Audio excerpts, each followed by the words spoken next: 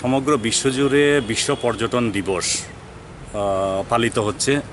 তারই অঙ্গ হিসাবে ministry of tourism, India tourism, government of India, side by side India tourism, Guwahati regional office এই পর্যটন পর্ব অনুষ্ঠান হাতে নিয়েছে। তারই অঙ্গ হিসাবে India tourism Guwahati regional office আমাদেরকে নির্দেশ দিয়েছেন যে বিভিন্ন অনুষ্ঠান করার জন্য স্বচ্ছ ভারত অভিযান, স্বচ্ছতা পাখাওয়ারা এবং পাশাপাশি tourism development, tourism and rural ডেভেলপমেন্টের উপরও নজর দেওয়ার জন্য আমাদের বলেছে। করোনা আবহের মধ্যে আমরা সবাই একটা আতঙ্কের মধ্যে রয়েছি, এটা অস্বীকার করা যায় না যে পর্যটন বিভাগও এই বিষয়ের মধ্যে ক্ষতিগ্রস্ত।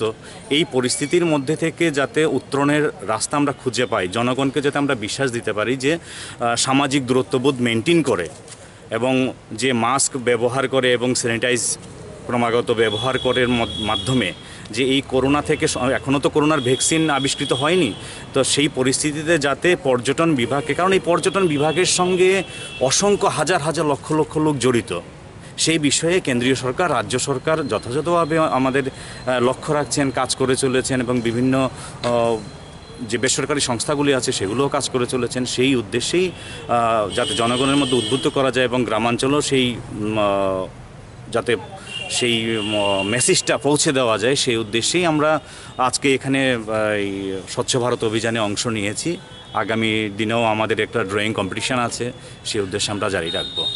কার উদ্যোগে এই India tourism Guwahati regional office এবং Hindustan tours and travels jointly organise করছে এই প্রোগ্রামটা। আপনার নাম? সৌমেন দত্ত। আপনি আমি ইন্ডিয়া ট্যুরিজম এবং হিন্দুস্তান ট্যুর অ্যান্ড ট্রাভেলস দুটোর তরফ থেকেই আছি। এখানে উপস্থিত আছেন জেপি এভিয়েশন এবং হিন্দুস্তান ট্যুর অ্যান্ড ট্রাভেলসের কর্ণধার